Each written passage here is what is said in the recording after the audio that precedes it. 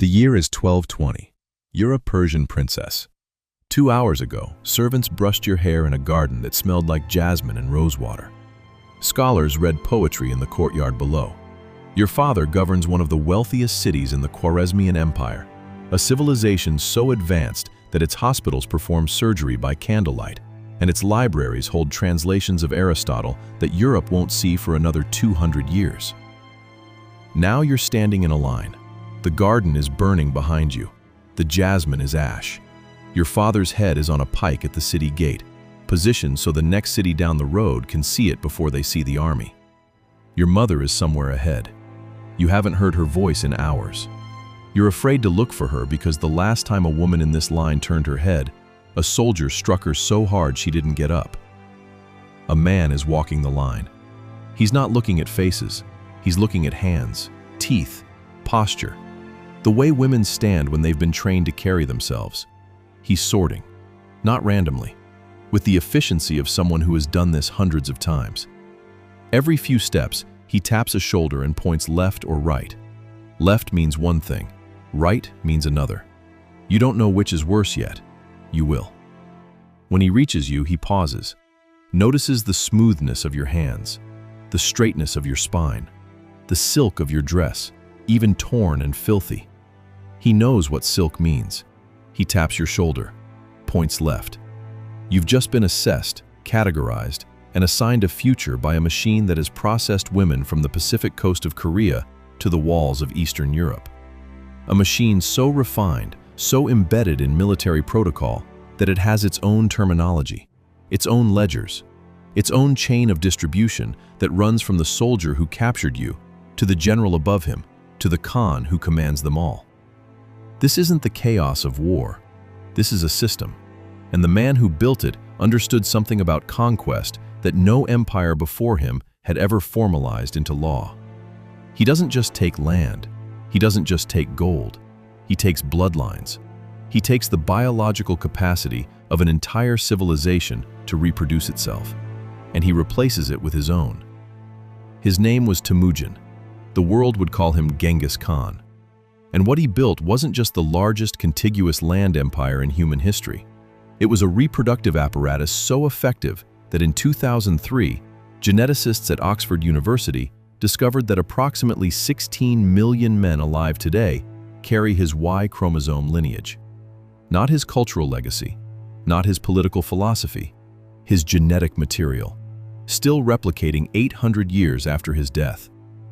That number isn't the result of romance. It's the result of a system that treated women as strategic resources and reproduction as an instrument of imperial policy. A system encoded into the legal code of the most powerful empire the world had ever seen. The question isn't whether you can handle what comes next. The question is whether you're willing to understand why it worked so well that its fingerprint is still readable in human blood. If you've ever wondered why certain parts of history get scrubbed clean while others are told again and again, you're in the right place. Here on Dust and Dynasty, we dig into the archives the world sanitized. Persian chronicles, Mongol court records, genetic studies that took 800 years to decode. Every view, every like, every subscription helps us pull one more truth out of the silence. Now, let's go back. Because to understand the system, you need to understand the wound that created it. Somewhere on the Mongolian steppe, near the Onan River, around the year 1162, a boy is born clutching a blood clot in his right fist. His mother, Hoelun, names him Temüjin. The secret history of the Mongols, the only surviving Mongol language account of the empire's origins, records the blood clot as an omen, a sign of a great warrior. But omens are written after the fact. At the time of his birth, Temüjin was nobody. His father, Yasuge, was a minor chieftain of the Borjigan clan, respected enough to have allies, not powerful enough to hold them. When Temüjin was 9, his father arranged his betrothal to a girl named Börte from the Ongarat tribe. Steppe marriages were political contracts. Every clan used them. Temüjin was left with Börte's family to bond with his future in-laws, standard practice. Yasuge rode home alone. He never arrived. Tatars poisoned him at a shared meal. hospitality violated. The allied clans that had followed Yasuge looked at his widow and her small children and performed a calculation. A dead chieftain's family was a liability. Resources were finite. Winter was always coming. They left. Hoelun and her children were abandoned on the open steppe. No livestock, no protection, no allies. The secret history records this in language that is spare and brutal. They ate roots. They chewed marmot skins. They survived because Hoelun refused to let them die. For a boy who had been told he was born to lead, this was the formative wound, not the poverty, the abandonment, the understanding, absorbed at an age when it would harden into permanent structure, that loyalty evaporated the moment power did. That the moment you showed weakness, everyone around you was already calculating whether you were worth keeping alive. Then he married Börte, around 1178. The union was strategic, her tribe was powerful. But by every account in every source, something real developed between them. She advised him. She managed his household. She read political situations with a precision that Mongol historians later acknowledged openly. Then the Merkits came. The Merkit tribe nursed an old grudge. Years earlier, Temüjin's father had taken Hoelun from a Merkit man. The Merkits never forgot. They raided Temüjin's camp at dawn. Temüjin fled into the mountains with his mother and brothers. Börte was captured. He ran. He left his wife behind. The secret history doesn't hide this. It records him striking his own chest, saying his bed was empty, his heart torn. But he ran. And Börte spent approximately 9 months in Merkit captivity. The sources are deliberately vague about what happened during those months. What's certain is this. When Temüjin finally rescued her with the help of his blood brother Jamuka and his patron Togrul Khan, Börte was pregnant. The child, Jochi, was born shortly after. His paternity was questioned for the rest of his life.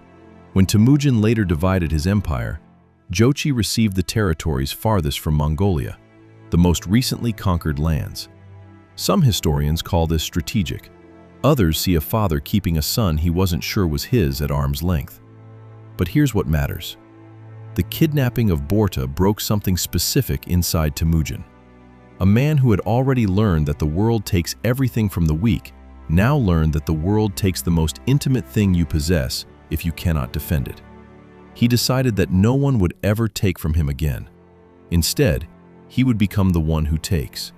And he would build a system so thorough that it didn't just punish enemies, it absorbed them. Their wealth, their armies, their women, their futures. If this origin story doesn't make you want to understand what that system actually looked like when it was running at full capacity, you're missing the lesson the next 1,000 years tried to teach, that the most systematic horrors in human history don't come from madness, they come from wounds. Before we go further, if you're drawn to the documented records that history classes won't touch, hitting that like and subscribe button helps Dust and Dynasty uncover more accounts like this one. Now, back to the story. By 1206, Temüjin had done what no one in steppe history had ever accomplished. He had united every Mongol and Turkic tribe across the entire Mongolian plateau under one authority. At a great assembly on the Onan River, he was proclaimed Genghis Khan, universal ruler.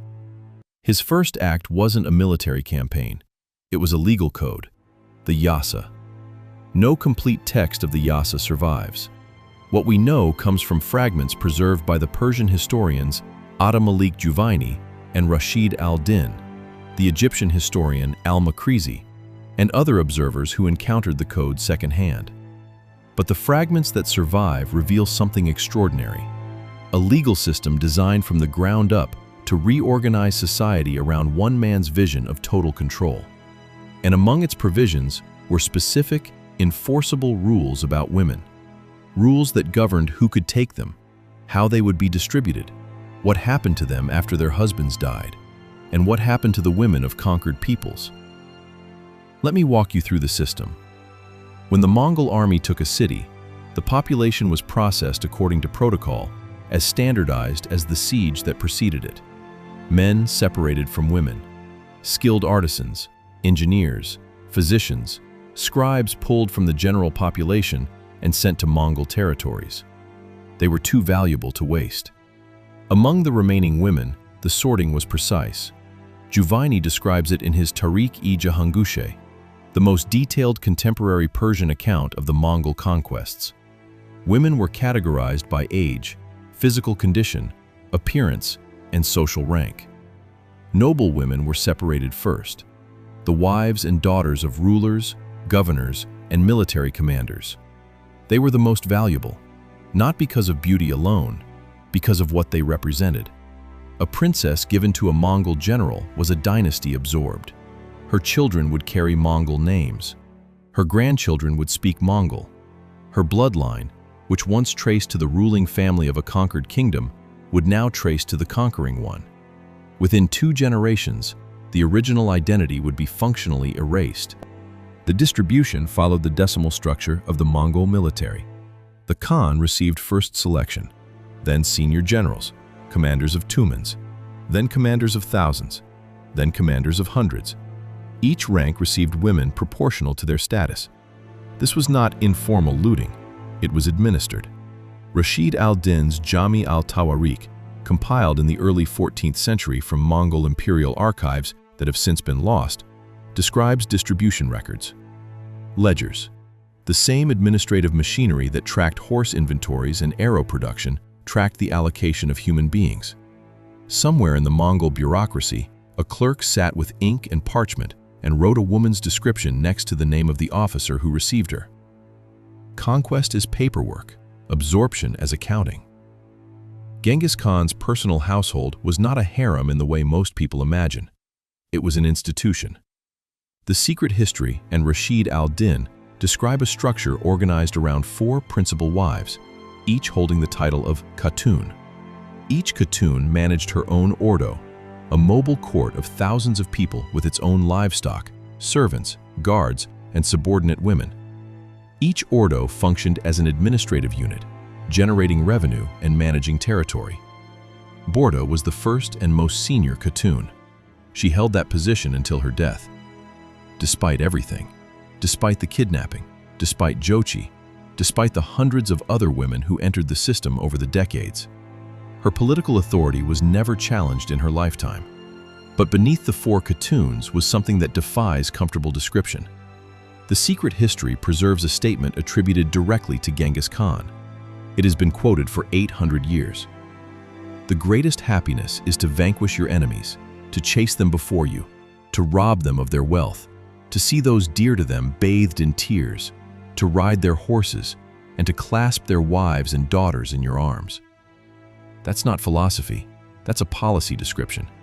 And the Mongol Empire enforced it from Korea to Hungary. The Yasa also codified levirate marriage. When a Mongol man died, his wives and concubines did not become free.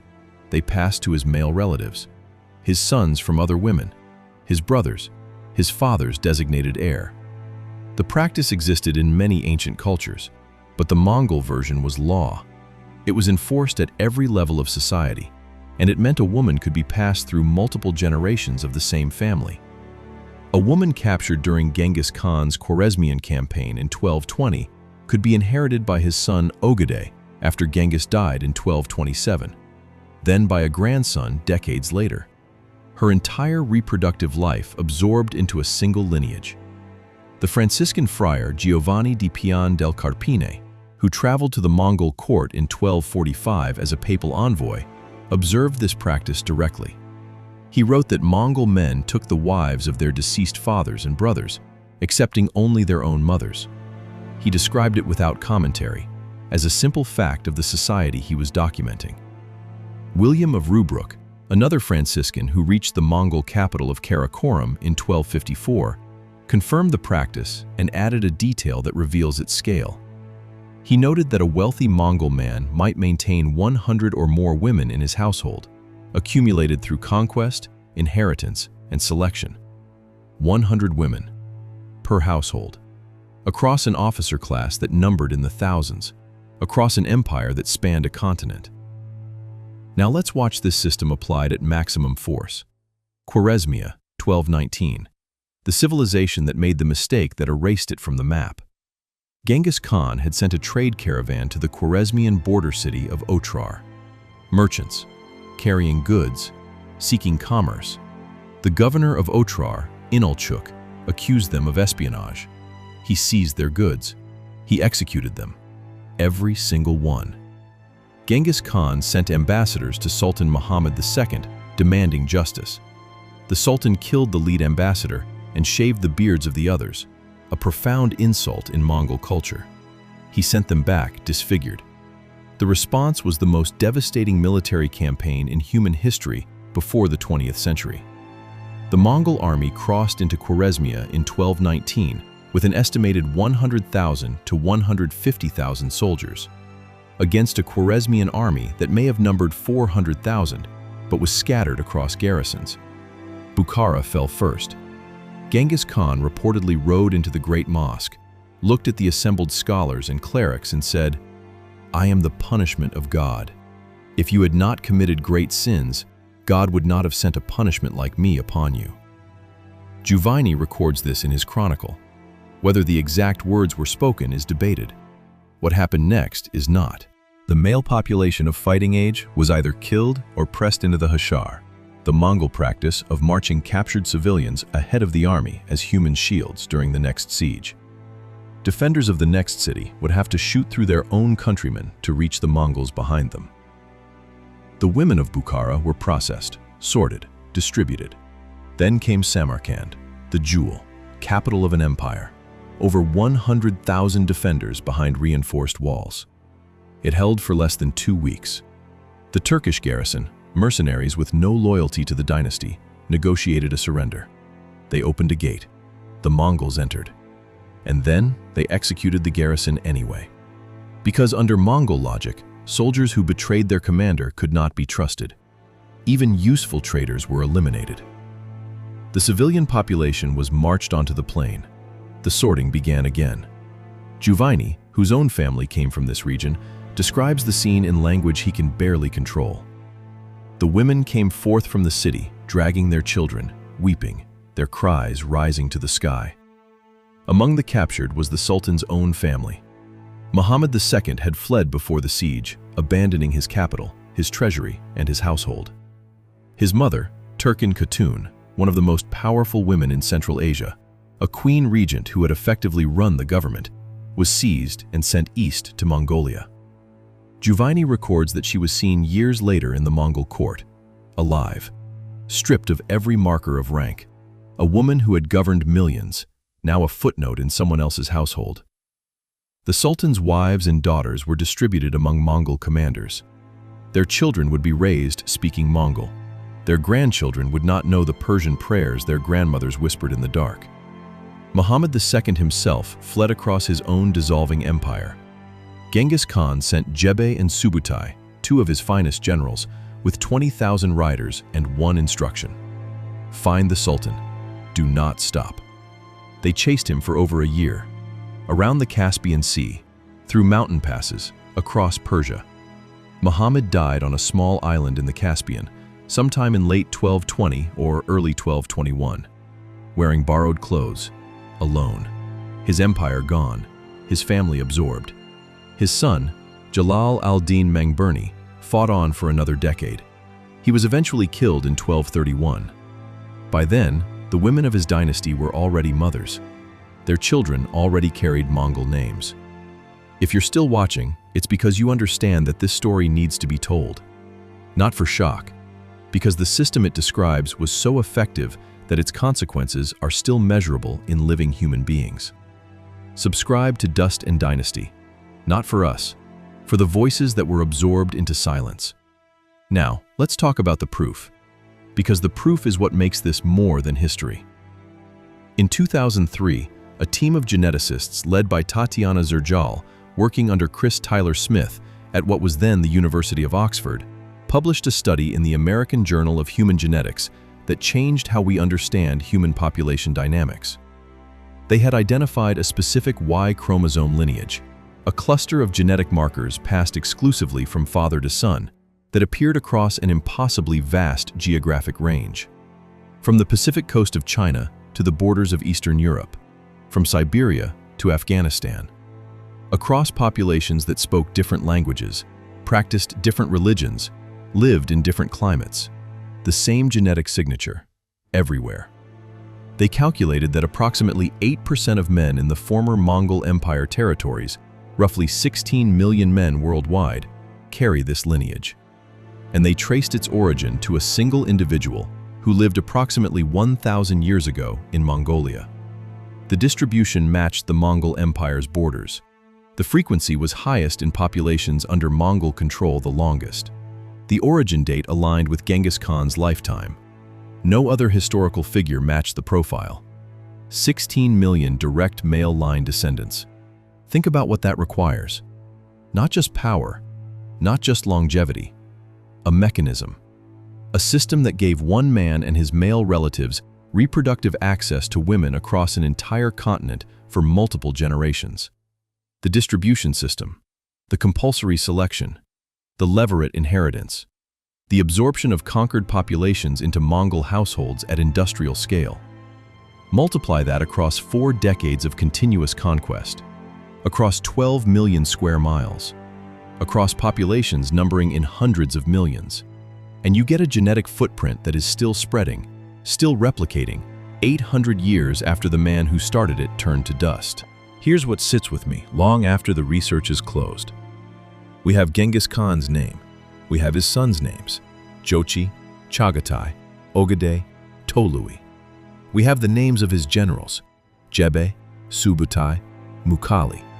We have the names of the cities he destroyed: Bukhara, Samarkand, Nishapur, Urgench. We don't have the names of the women.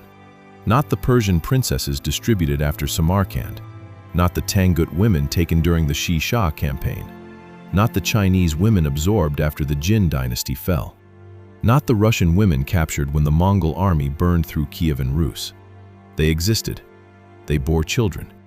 Their genetic legacy is measurable, quantifiable, present in the blood of 16 million people alive right now. And every single one of them is anonymous.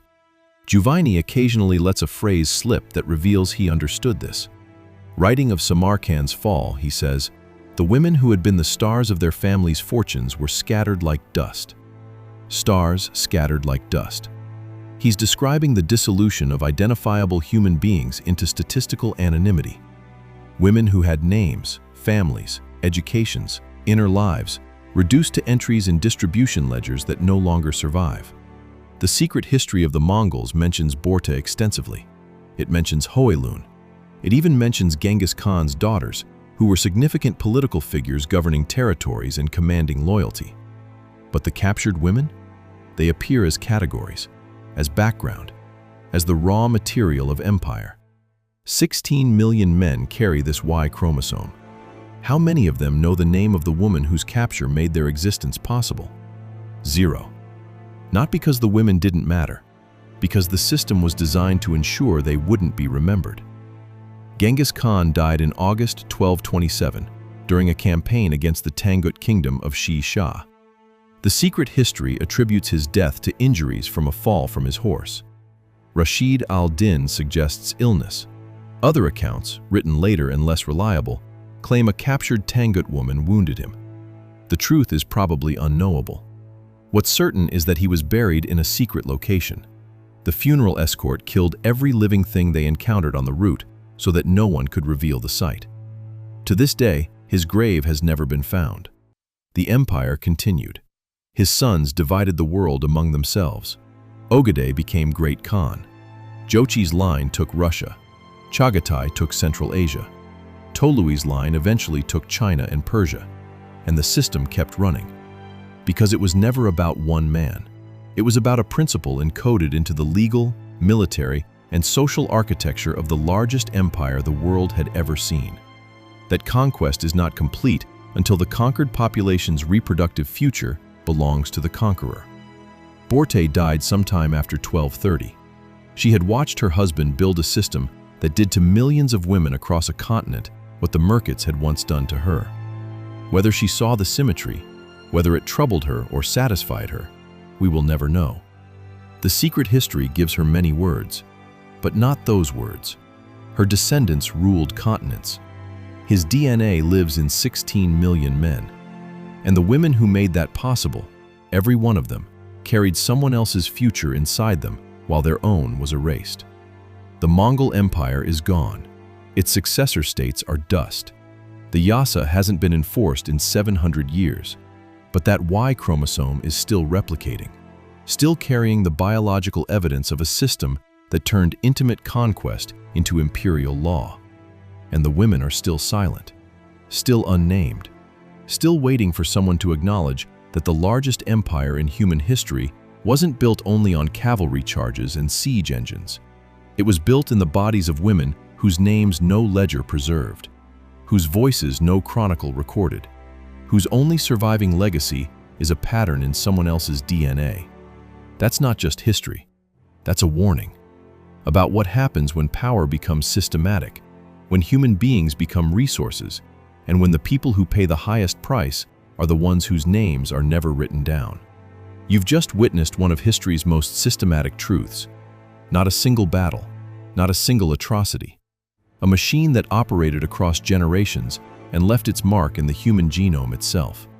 If stories like this remind you that the past isn't just dates and battles, but a pattern of choices whose consequences we're still living in, subscribe to Dust and Dynasty. Because some patterns don't end when empires fall. They just become invisible. And the only thing more dangerous than a system of control is a system of control that no one remembers was built. This is Dust and Dynasty, where history isn't softened for comfort. Subscribe if you want the pattern behind the events, not just what happened, but who it happened to, and why the world decided to forget them.